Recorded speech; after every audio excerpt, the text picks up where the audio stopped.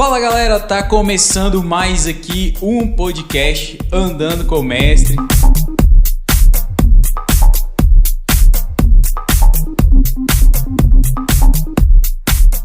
Satisfação, aqui é o Rickson Soares. É um prazer estar aqui com vocês novamente. E hoje eu tenho a honra de receber aqui Pastor Subjac. É uma honra mesmo poder estar aqui nesse quadro aqui Andando com o Mestre. Pastor, muito obrigado por aceitar esse convite, estar aqui conosco. Que o Senhor Jesus possa abençoar aqui esse nosso bate-papo, em nome de Jesus. Amém. Prazer nosso. Cumprimento a todos também, com a graça e a paz do nosso Senhor Jesus Cristo. Privilégio imenso estar aqui junto com o Rickson, meu irmão e amigo, né?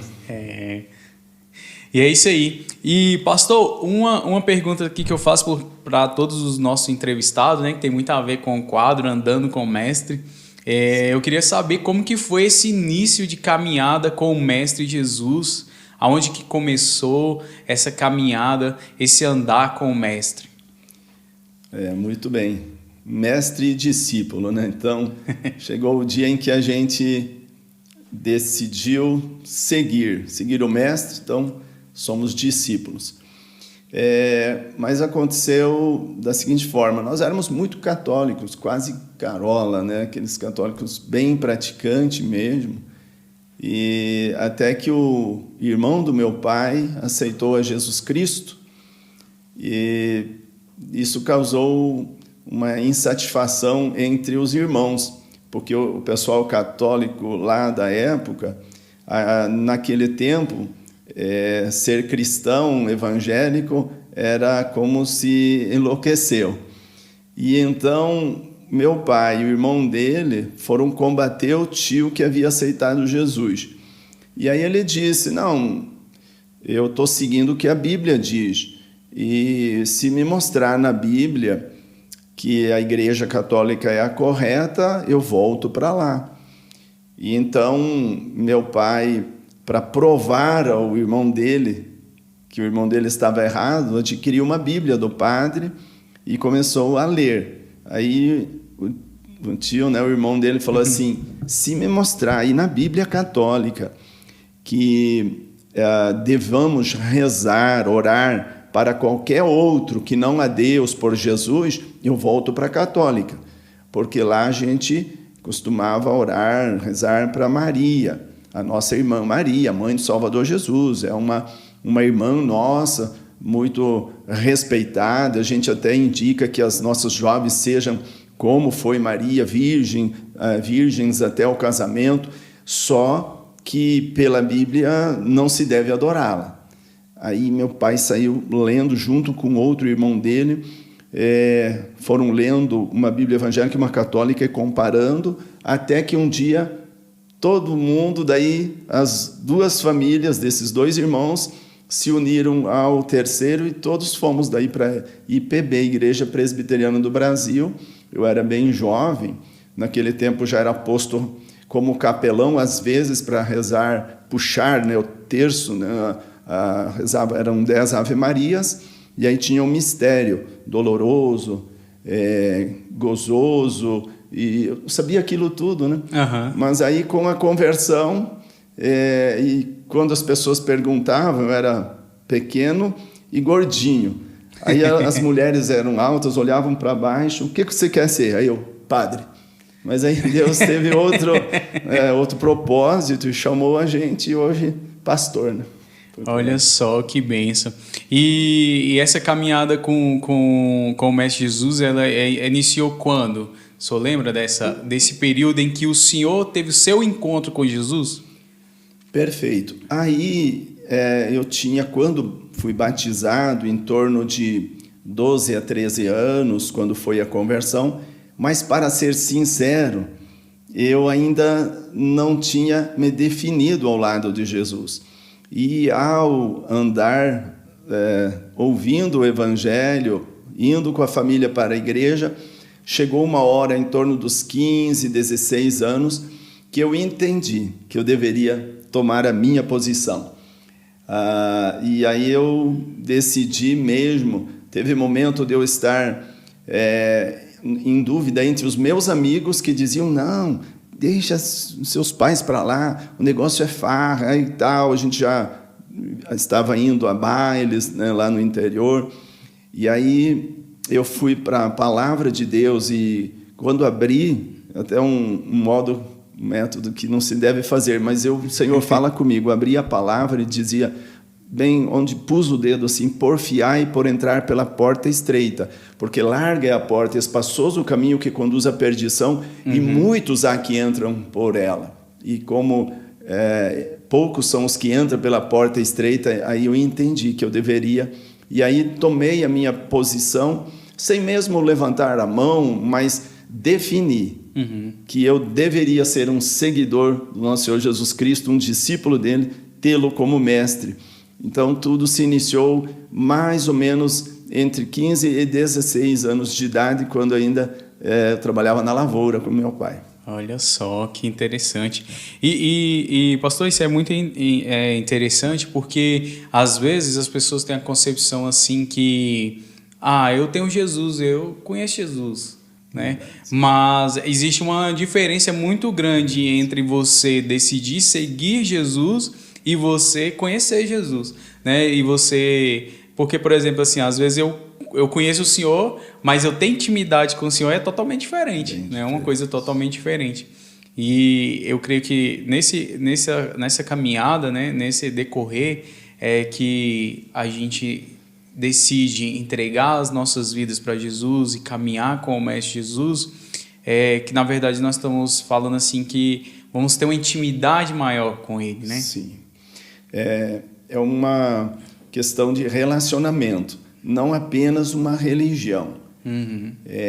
Sabe-se que muitos evangélicos também são apenas religiosos e não têm com Cristo intimidade, e um relacionamento profícuo, profundo, de diálogo, abertura do coração para expor a Deus as suas necessidades, e nem também de suplicar, de solicitar, de pedir a Ele que nos ajude nas dificuldades. Então, essa é uma questão de confiança em Deus, de intimidade, relacionamento, comunhão com Ele, é muito mais do que uma proforma apenas uma religião, como se fosse, vou lá bater o cartão e está tudo bem. Não, é algo consecutivo, constante e que pode se aprofundar cada vez mais. Não é? A intimidade com o Mestre, ela não precisa ser razoável, ela pode ser bem profunda. Todos os assuntos que temos, os anelos, compartilhar com o amigo Jesus, pedir a direção do Mestre, ele tem a melhor direção. Não é só algo momentâneo, né, que Jesus quer conosco, só aquele encontro e pronto, acabou, né? Esse relacionamento nessa caminhada, realmente é andar com Ele todo o tempo, todo momento das nossas vidas, que não só falou, uma intimidade que ela vai muito além do simplesmente levantar a mão e aceitá-lo, né, durante toda a nossa caminhada. E depois desse momento que o senhor aceitou Jesus ali, que o senhor teve essa convicção no seu coração, como que foi essa caminhada até aqui? Então, talvez o início, o chamado para o trabalho do Mestre, aconteceu aos 17 anos, quando o filho desse tio que primeiro aceitou Jesus, ele foi para o seminário em Patrocínio, e aí ele trouxe, ou levou lá para o interior do Paraná, um seminarista amigo dele.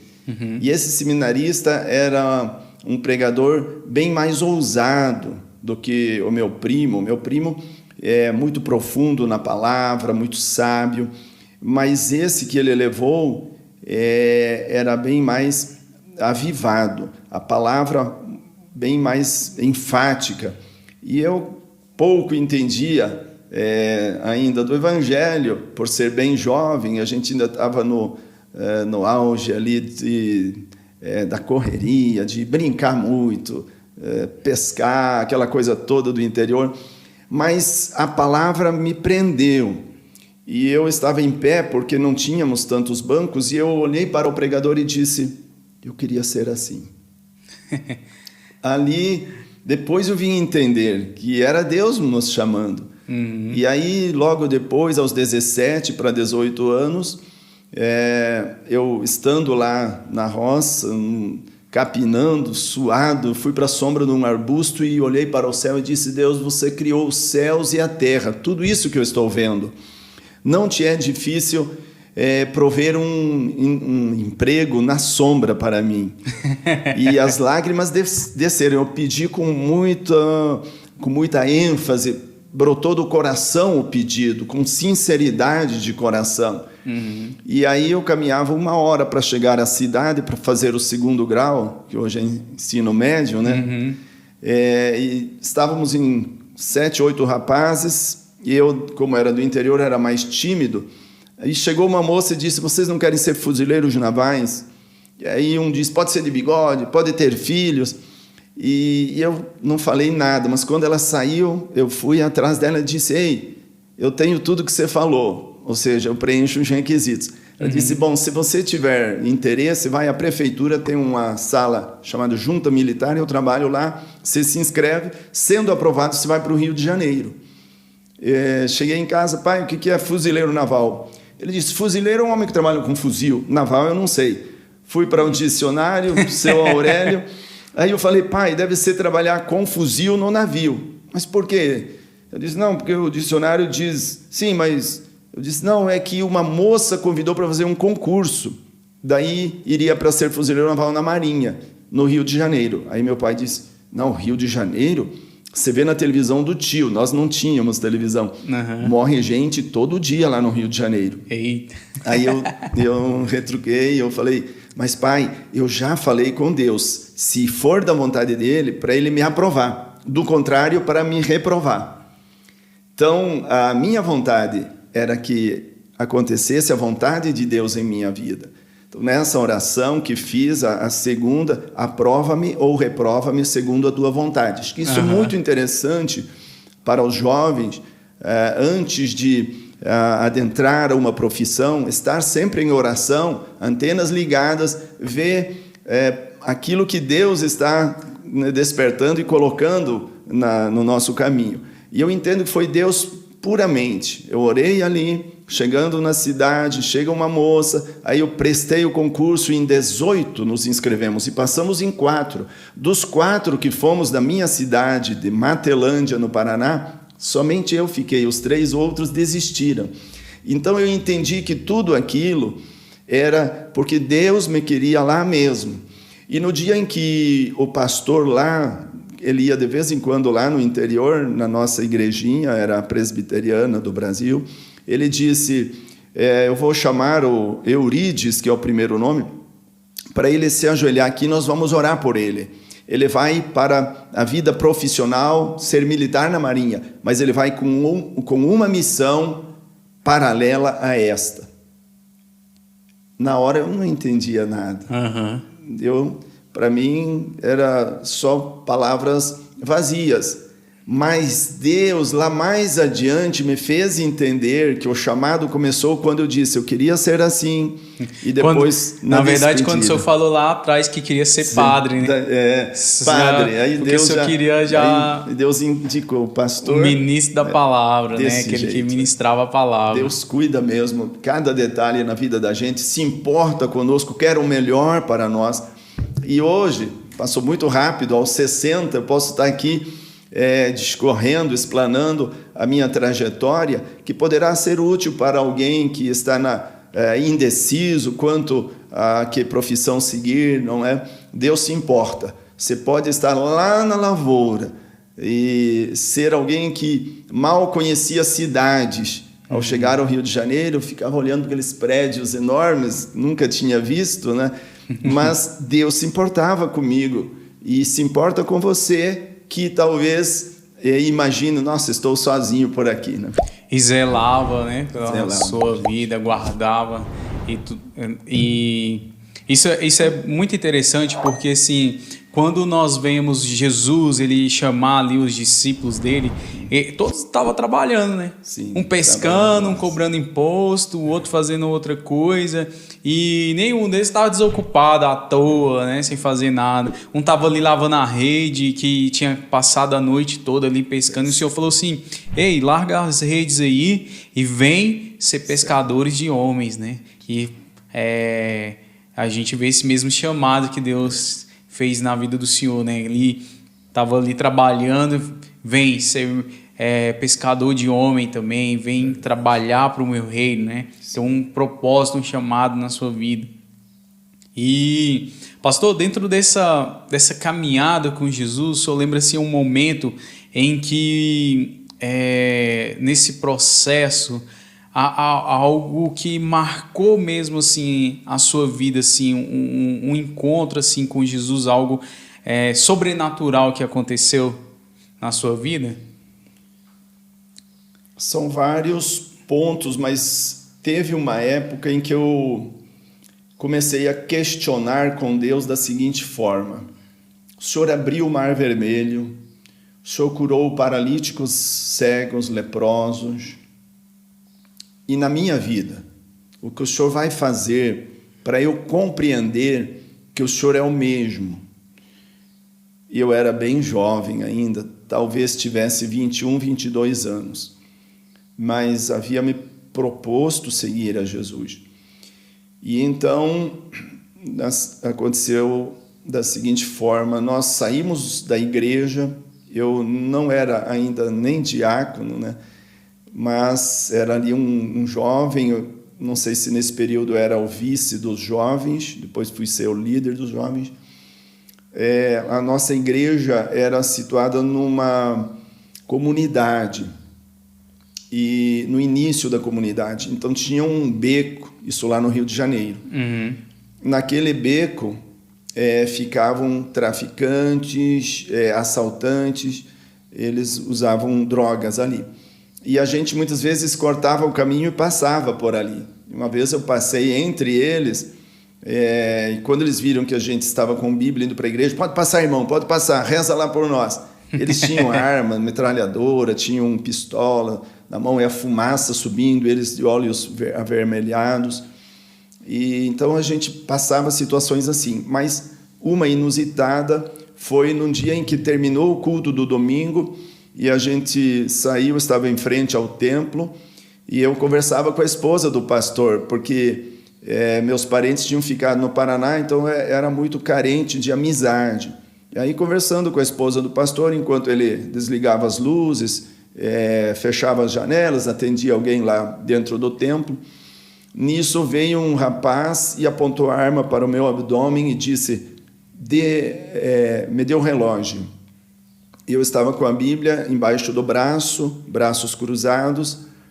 Aí eu olhei para a arma e pensei: eu vou dar. Aí Deus disse assim: eu estou com o dedo no cano, tipo, não vai sair nada. Aí ele insistiu: dá um relógio. Aí eu olhei para os rapazes que me esperavam mais acima, que não tinham visto nada, e eu estava meio de lado para a esposa do pastor, de modo que ela não enxergou o criminoso.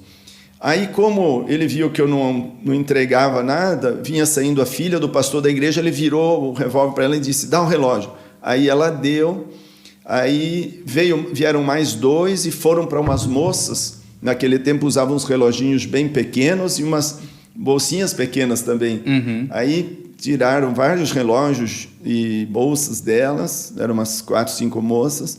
Aí vieram para nós, um deles puxou o braço da esposa do pastor, aí ela foi tirar, aí a filha dela disse: mãe, dê que é um assalto. Aí ela falou num tom assim, bem diferente, com autoridade: o sangue de Jesus te repreenda. Aí eu escutei vozes, como se fosse um coral em uníssono, dizendo: o sangue de Jesus tem poder. E aí eu comecei junto, me aliei a essas vozes, dizendo também: o sangue de Jesus tem poder, umas 3 vezes seguidas. Aí o bandido que estava com o revólver, o moço que estava com o revólver, pôs uma das mãos no coração e guardou a arma e falou assim: para, não é assalto não, devolve. Deu ordem para os demais, eles devolveram todas as coisas já tomadas, as devolveram. E aí ele: desculpa, reza por mim, meu coração está doendo, não era para a gente assaltar aqui não, esses caras quiseram vir assaltar aqui. Aí eu virei o Davizinho, aí abracei e falei: vocês têm uma grande oportunidade de virem aqui, essa vida que você leva não traz felicidade, venham assistir cultos aqui, é gratuito, Jesus te ama. E enfim, eles foram e não levaram nada senão a palavra de Deus, a semente da palavra de Deus. Isso impactou bastante para tipo uma propulsão, um pontapé inicial de fé. Cristo vive, é real, é o mesmo. Ele faz milagre hoje como fazia no passado. Olha só que bacana, né? E muitas das vezes nós como cristãos, nós temos a tendência de, às vezes, duvidar desse poder, né, de Deus, que Ele pode fazer, que Ele continua fazendo nas nossas vidas, né? Muitas das vezes nós duvidamos até mesmo coisas simples, né, no dia a dia, por exemplo, como surge uma dor de cabeça, né? Em vez de nós orarmos primeiro, nós tomamos o remédio primeiro, né? Não que seja errado também, mas assim, eu falo que muitas das vezes a gente poderia exercer a nossa fé diante daquela adversidade, daquela doença, daquela enfermidade, mas só que nós colocamos a nossa fé primeiro no remédio, em vez do primeiro no poder de Deus, que Ele pode agir, né? E eu também assim, vivi muitos milagres na minha vida, e eu sei que Deus ele é poderoso mesmo para fazer. E eu estava até esses dias conversando com um amigo meu, né? E ele falando sobre a Covid e tal.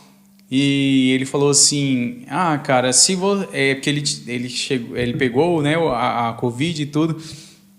E ele falou assim: não, se você não pegou, você vai pegar. Eu falei assim: eu não, porque eu não quero isso para mim não, tá? Repreendido em nome de Jesus. Então, às vezes as pessoas lançam coisas na sua vida e você aceita. Você fala que você não fala nada, mas na minha vida não. Sim. Né? Tá repreendido em nome de Jesus. Atitude de fé, isso mesmo. A gente, quando tem uma intimidade grande com um amigo, você logo compartilha: essa perna, esse joelho está doendo, coisa e tal, antes mesmo de buscar um remédio. Essa intimidade nós deveríamos nutrir, alimentar, nos permitir estar com Jesus, tendo essa mesma liberdade de expressar a Ele qualquer que seja a dor, a situação, os alvos, os objetivos, né, propósitos, porque Deus quer esse relacionamento conosco. Então não devemos nos omitir de compartilhar com Ele toda e qualquer necessidade, quer os anelos, nossa gratidão e nossos alvos, nossos sonhos, né? Porque às vezes a gente... isso tudo volta para o relacionamento, né? Como o senhor falou, quando você tem intimidade com um amigo, você conta ali os seus segredos, seus anseios, seus desejos, seus sonhos. E por às vezes a gente não ter essa intimidade com Deus, a gente acha que não pode levar a Deus, né, as nossas ânsias, a menor que seja, né? Por exemplo, você chega em um amigo, você fala: vamos tomar um sorvete. Tô com vontade de tomar um sorvete. E às vezes a gente acha que isso para Deus é muito pequeno, a gente não precisava incomodar a Deus. Mas se Ele é seu amigo, a coisa menor que seja que você deseja no seu coração, você deveria falar a Ele: Senhor, eu estou com a vontade aqui de tomar um sorvete. Senhor, eu estou com a vontade aqui de alcançar isso, de ter isso na minha vida. Por quê? Porque você tem essa intimidade, esse relacionamento com Ele, né? Mas muitas das vezes a gente acha que Ele está tão distante, ou que não precisa incomodar Ele com isso. Por quê? Porque não tem essa intimidade, esse relacionamento com Ele. Se importa mesmo conosco, nos mínimos detalhes. Nos mínimos detalhes. Outro dia a gente levou, acho que foram barras de chocolates em uma visita que fomos fazer. A pessoa: meu Deus, hoje mesmo eu falei: ai, que vontade de comer um chocolate. Quer dizer, ela expressou isso diante de Deus e ao chegaram as barras de chocolate, ela ficou assim, estarrecida. Nossa, como Deus atende rápido e fácil. É uma coisa mínima, como o querido irmão Rickson falou, né? Deus se importa conosco. Deus se importa. E, pastor, dentro dessa caminhada assim, até hoje, né, andando com o mestre, qual foi as maiores dificuldades que o pastor enfrentou até aqui, os momentos de maior dificuldade que o pastor enfrentou e que falou assim, cara, agora realmente é Jesus, né, na minha vida e é Ele que tem que resolver e se não for Ele, não é mais ninguém. Verdade. Teve uma situação um tanto engraçada quando a gente chega do interior, não sabe o risco do mar, né, das ondas. E eu sabia nadar nos rios lá. E aí me lancei no mar, tipo, né, sou nadador. E um lugar que não observei as placas sinalizadoras do perigo, do risco, né? E a água puxava para dentro do mar e eu tentava sair, não conseguia. Por mais que eu me esforçasse, a distância era a mesma e não lograva êxito no regressar para a areia. E as forças indo embora, apesar de ainda um tanto jovem que eu era na época, e eu supliquei a Deus, Senhor, me salva dessa, eu não abusarei mais, não entrarei mais, sem observar, né? Depois que eu vim ver e saber que haviam plaquinhas ali, a gente chega assim do interior e sem conhecimento, sem orientação, e Deus nos tirou daquela situação de morte até, porque provavelmente deveria talvez alguém daí nos socorrer, mas eu senti ali que era questão de vida ou morte, eu precisei orar ao Senhor. Foi uma delas. Outra situação já no ministério, com igreja, e a gente preparou uma equipe de louvor, nós tínhamos a oficial e preparamos uma outra de 12, 13 adolescentes juntamente com a líder deles, que foi uma irmã que nós evangelizamos, batizamos, cuidamos, atendemos até a saúde dela por nossa conta, da igreja, tudo. E de repente ela reúne todos aqueles jovens e despediu a oportunidade num culto à noite e despediu-se da igreja, levando-os para uma outra igreja. Aquilo foi muito forte, como se fosse uma facada, por assim dizer, né, na vida espiritual. Mas Deus, que cuida de tudo, Ele usou alguém com esta expressão: eu podo a árvore para ela tornar-se produtiva.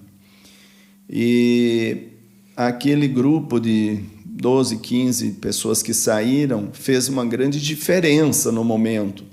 Mas logo após nós adquirimos terreno, construímos uma igreja que em todos os anos que eu estava lá, o primeiro pedido para o ano seguinte era sempre construir um templo para o Senhor nesta cidade. E Deus atendeu esse desejo, mas antes a gente passou por momentos bem complicados de olhar para os bancos e ver muitos bancos vazios da igreja, e isso causa ao pastor, né, no mínimo estranheza, né? Uma tristeza até, e aí o Senhor também se mostrou pronto para consolar e dar vitória. Isso é bastante interessante, até eu acho que é algo que Deus vem falando muito ao meu coração nesses dias, porque assim, a palavra do Senhor diz que todas as coisas cooperam para o bem daqueles que amam a Deus, né? Só que quando nós analisamos esse texto, muitas das vezes nós achamos assim que todas as coisas que Deus está falando são só as coisas boas que acontecem na nossa vida, ou que são as coisas, situações boas quando nós prosperamos e tal. Não, só que esse texto ele fala que é todas, independente se são boas ou se são ruins, são todas as coisas boas, as ruins, e eu creio assim que as ruins principalmente, né? Se eu pudesse daí acrescentar dentro desse adendo, em 2018 fui detectado com câncer de pele. Para quem conhece, é o melanoma maligno invasivo. É o pior dos cânceres de pele. É o que mais mata no Brasil. E eu senti ficar sem chão. E por incrível que pareça, eu vi um caminho assim com flores dos dois lados. Daí eu imaginei, estou indo para o céu. Estou subindo. Estou subindo. E eu lembrei que o rei Ezequias, ele estava com uma enfermidade, o profeta avisou que ele deveria preparar a casa porque ele ia morrer, não iria mais viver. E ele virou para a parede, chorou e orou ao Senhor, dizendo da vida que ele levou, de fidelidade, de esforço, dedicação. E Deus mudou aquela situação, o profeta voltou e deu mais 15 anos. Eu lembrei dessa passagem e aí eu disse, Senhor, eu vou ser mais ousado, vou pedir 30 anos a mais. E depois, Rickson, eu fiquei pensando, 30 é logo ali, então já estou pensando em rever isso.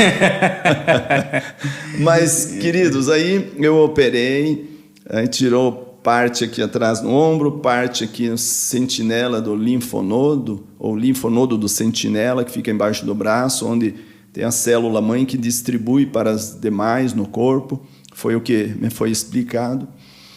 E aí eu fiquei naquela interrogação. E agora? Estou curado ou não? E aí eu falei, Senhor, eu não quero que o Senhor use ninguém aqui na igreja, porque a maioria ficou sabendo.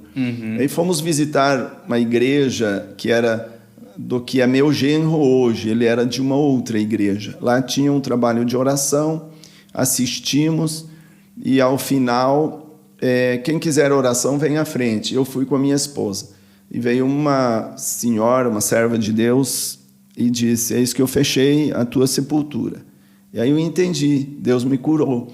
E recentemente, isso já faz 4 anos aproximadamente, da detecção, né, da enfermidade. Aí eu fiz os exames todos profundos, zerado. Então eu entendo assim, que para Deus não há impossível, mas que nós devemos levar a Ele todas as nossas ansiedades, porque Ele tem cuidado de nós.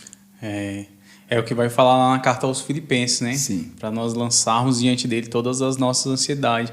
Isso eu vejo assim que, mesmo passando por lutas, por dificuldades, momentos de dificuldade, todas as coisas elas vão cooperar de alguma forma para o nosso bem, seja o nosso crescimento, seja às vezes Deus querendo nos dar uma sacudida ali para buscar Ele mais, para estar mais próximo.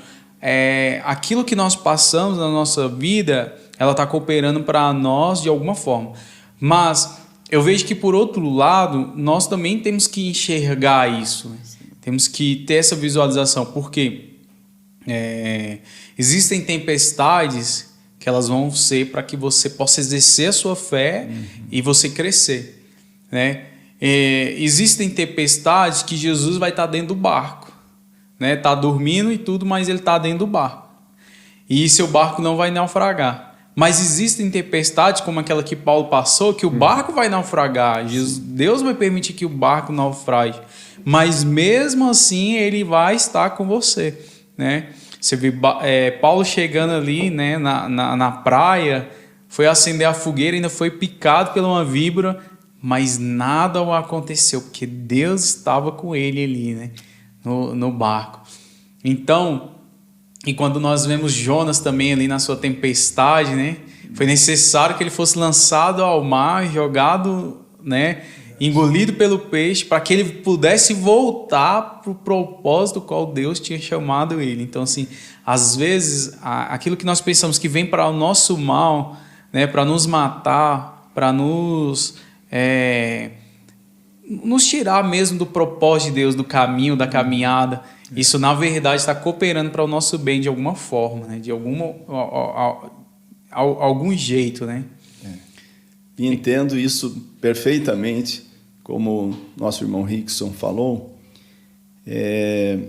Eu mesmo notei que ministerialmente as coisas melhoraram, mas eu precisei compreender que Deus estava me dando uma oportunidade de viver mais.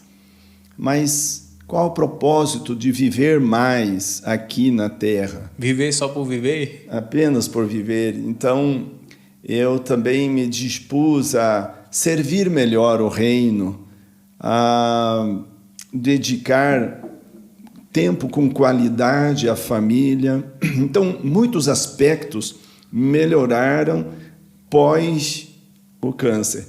Então, entendo que Deus tem seus propósitos e em todas as coisas pelas quais a gente passa, Deus está no controle de tudo, não perdeu o controle da situação. Só falando disso aí, eu lembrei um acontecimento que me aconteceu há mais ou menos uns 2 anos, uns 2, 3 anos. Minha mãe também, ela detectou que estava com câncer de mama, né? E aí, tipo assim, eu me lembro quando recebi essa notícia, para mim foi um baque, assim, porque a gente às vezes ouve, né, as outras pessoas e tal, com os outros, aí você fala, nossa, é mesmo e tal. Mas para mim, naquele momento, assim, foi um baque, assim, muito grande, né? E eu comecei a acompanhar ela, né? Nesse processo desse câncer, desse tratamento dela. Eu levava ela para Goiânia para fazer o tratamento e tudo. E aí eu me lembro de um dia eu estar lá com ela, né, para ela tomar quimioterapia, e eu via um monte de gente, muitas pessoas mesmo, cheia assim a sala. Cada andar tinha média de 40, 50 pessoas tomando a quimioterapia no mesmo dia, no mesmo momento. E aí eu me lembro de estar ali, e aí eu estava na época até estudando e lendo um livro, e aí naquele momento eu parei assim do nada e comecei a observar as pessoas ali. E o Senhor falou assim, vai lá e compra chocolate e dá para cada uma dessas pessoas que está aí. E para cada um desses enfermeiros que está tratando as pessoas, não era nem para os pacientes, era para os enfermeiros que estavam, os profissionais que estavam tratando ali as pessoas. Aí eu me lembro de descer e ir lá comprar. Eu falei, mas chocolate, por quê, né? E tal.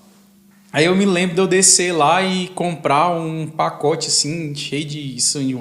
E assim, do nada, assim, sem nada, sem uma mensagem, sem nada, só comecei a entregar, assim, entregar pros enfermeiros. E eu lembro que, assim, eles ficaram assim, muito felizes. Algumas pessoas, nossa, muito obrigado, não sei o quê. Mas eu me lembro de uma pessoa específica que eu peguei e entreguei chocolate para ela. Falou assim, nossa, essa sua atitude mudou meu dia, porque eu estava tão para baixo. E você vê, assim, que Deus, ele queria só tocar o coração de uma pessoa ali, né, naquele dia. E aí ela falou assim, nossa, eu tava tão para baixo, isso aqui me alegrou tanto o meu dia, porque eu tava tão para baixo hoje.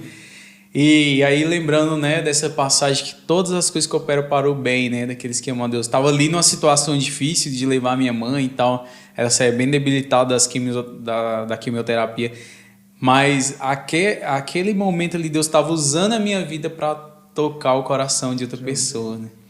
E foi uma atitude, podemos dizer, pequena em relação eu não preguei nem uma hora, não fiz nada, não dei nenhuma palavra, um versículo, mas há atitudes que pregam, o exemplo, o amor é levado em atitudes, não em palavras apenas, né? E foi uma atitude, um gesto muito bonito, né, que Deus usou para levantar alguém, possivelmente estava desistindo da vida, não se sabe, né? Eu me lembro também de um episódio assim que se me marcou muito, muito mesmo minha vida, assim. Eu fazia muito evangelismo de rua, né? Sempre fiz muito evangelismo de rua. E aí a gente tinha um evangelismo que era assim, abraço grátis.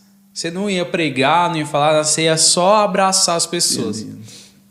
E aí a gente foi para um local, né, uma feira onde acontecia a feira ali, os produtores levavam e tal.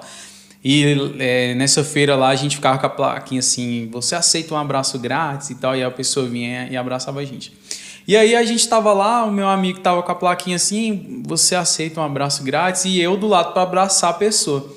Eu lembro que uma senhora se aproximou e eu peguei e abracei essa senhora.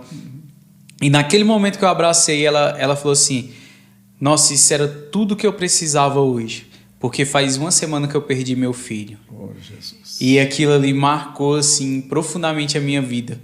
Então não é muito sobre simplesmente às vezes a gente pregar a palavra, né? Pregar que eu falo é você ler, é você vigilar.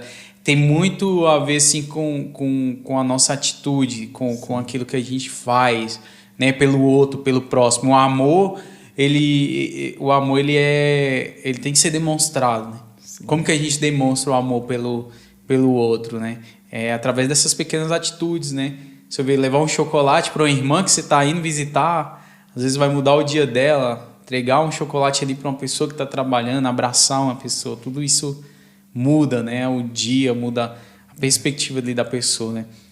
E eu nem imagino que essa mãe deve estar passando esses dias, mas sim, aquele abraço ali a confortou ali naquele momento, mudou, né? Os rumos. Deus hoje usa a igreja. Cristo veio, deu exemplo, né, de como proceder. Ele ia em direção aos leprosos de uma aldeia que provavelmente as pessoas se desviavam dela. Ele vai ao encontro aos leprosos. Então, as atitudes que Jesus demonstrou devem ser... Aquele que ninguém queria, né? Porque os leprosos ninguém queria dar perto. Se aproximar deles. Ele foi aquelas pessoas. E hoje a gente vê que muitos de nós fugimos do pedinte, do homem de rua, e esse é o papel da igreja, abraçar aqueles desprezados e que precisam de um sorriso, de um abraço, sentar ao lado e ouvi-lo, enfim. Graças a Deus por algumas igrejas que fazem atividades como resgatando vidas da rua para casas de recuperação, e é um trabalho fantástico. Lá a nossa igreja participa também disso, apoiando, levando pessoas, mas a gente faz muito pouco em relação ao reino, né? A expansão, a grande seara do Mestre, que está branca para a colheita, e é preciso mais e mais trabalhadores para o reino, né? É verdade, mais trabalhadores. E hoje o pastor está ali pastoreando a igreja ali no Cruzeiro, né? E como tem sido o trabalho ali na igreja, ali, o desenvolver o trabalho, o pastor hoje está pastoreando ali os casais da igreja, como tem sido esse trabalho desenvolvido ali?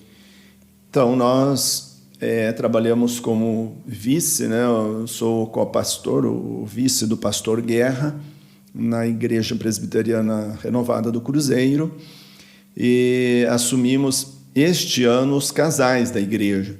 Então, temos tido todo mês alguma atividade com eles. Já tivemos várias palestras, e geralmente com um coquetelzinho em seguida.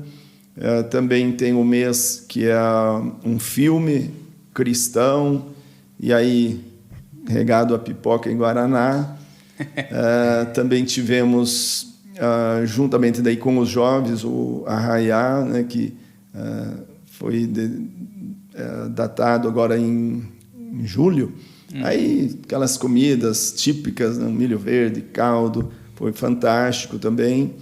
Agora, dia 20, teremos outra palestra, terá o dia também do clube, N atividades diversificadas e, assim, agregando. Já tivemos momento de ter 50 casais, 40, 70, enfim, oscila, presentes nas atividades.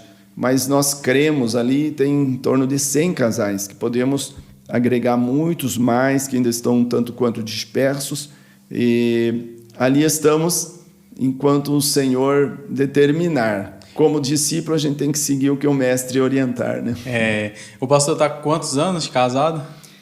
35 faremos em dezembro, então 34. Olha aí, 34 anos de casado, uma vida, né? Já, uma vida. E qual seria o conselho aí para esses jovens que estão querendo esse relacionamento, um casamento duradouro hoje, né? 34 anos de casado. Perfeito. O casamento é uma bênção de Deus. Eu diria, depois da salvação em Cristo, é uma das maiores, se não a maior, após a da salvação, né?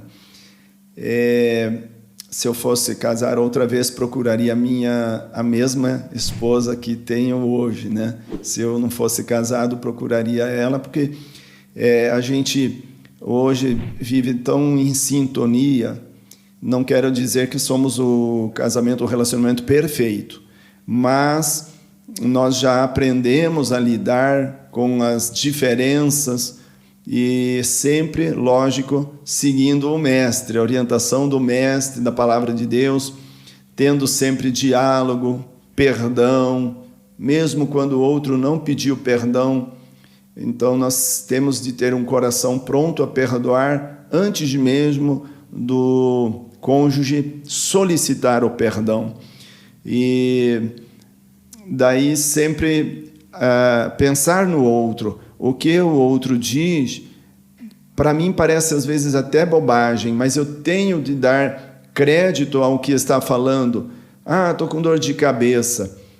Parece que é nada. Não, mas eu preciso dar atenção ao meu cônjuge. Se ele está com dor de cabeça, então eu preciso parar o que eu estou fazendo e voltar a olhar e dar atenção, tempo com qualidade, preocupar-se com o meu cônjuge. E isso talvez faz com que haja a longevidade no relacionamento. Mas, resumindo tudo, é amar, é viver para servir um ao outro, a Cristo sobretudo, mas depois, em segundo lugar, não são os filhos, nem os pais, é o nosso cônjuge. Assim, é muito interessante você falar isso, porque muitos casais, às vezes, né, começam a perder o casamento exatamente por isso, né, por dar atenção maior aos filhos do que ao próprio cônjuge. Né? Hoje o senhor está com 34 anos de casado, mas eu creio que os filhos todos já se casaram, já se foram, e quem sobrou? O cônjuge, né? Nossa. Só vocês dois. Então, assim, se não valorizar essa pessoa... Porque os filhos, né, a palavra de Deus vai dizer assim, que os filhos são como flecha. Ou seja, eles não foram feitos ou nos dados como presente para ficar conosco, né? Mas para ser lançado, para ter a sua própria família, para ter os seus próprios filhos, né? Sim. E quem foi dado para nós? É o nosso cônjuge, Então ele tem que ser prioridade na nossa vida, tem que ser importante. É muito interessante isso, porque às vezes, quando vem os filhos, aí os filhos se tornam mais importantes do que o cônjuge. E não deve ser, né? O cônjuge sempre deve ser mais importante que os filhos e do que a própria igreja em si, né? Porque muita gente também, eu vejo às vezes pastores que acabaram os seus casamentos exatamente porque se dedicaram tanto à igreja, entregaram tanto à igreja, né? E esqueceram de cuidar do principal, né? Quando nós vamos, como sacerdotes lá, nós vamos responder por isso, né? Que é a família, a esposa, né? A qual o Senhor nos deu, né? A noiva de Cristo. Sim, se eu pudesse acrescentar algo, Rickson, aos jovens, eu tinha um receio de casar-me e vir a destruir um dia, por qualquer motivo, o casamento, esse relacionamento. Então, antes de casar, tudo começa no antes, buscando a Deus. E eu dizia: Senhor, eu vejo o invólucro, o Senhor vê o coração das moças. Eu vejo até a parede, até o muro, o Senhor vê dali para lá. Ou seja, eu estou vendo hoje, o Senhor vê o amanhã. Não me deixa errar. Eu quero casar com uma serva tua, porque a gente sabe que há pessoas na igreja, por outros motivos, que não o genuíno de servir a Deus. Então, aos jovens, a minha orientação, se é que é válido para você, busque a Deus que não se engana.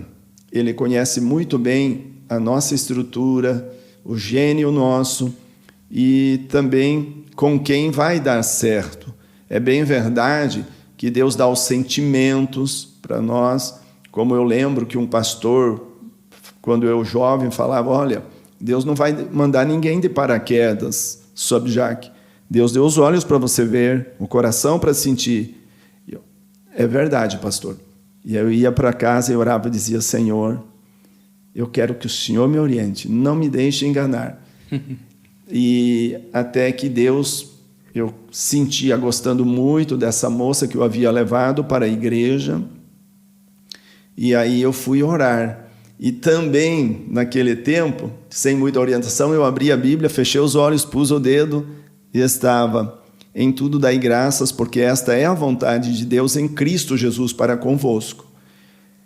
Naquele tempo tinha muito umas caixinhas de versículos, chamada de promessa. Tirei um e dizia assim: honrando tu, ela te honrará, e abraçando-a, ela te abraçará. Ali fala, em Provérbios, fala sobre a sabedoria.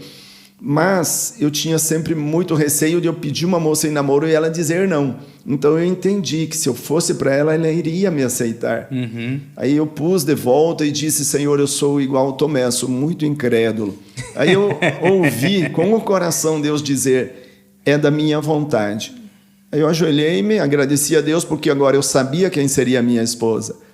E daí desenrolou, a gente se encontrou até no mercado, e num dia de semana, e enfim, aí ela convidou-nos para almoçar no domingo lá, foi quando pedimos em namoro, e agora, desde o namoro, são quase 37 anos, mas de casado 34, fizemos em dezembro do ano passado.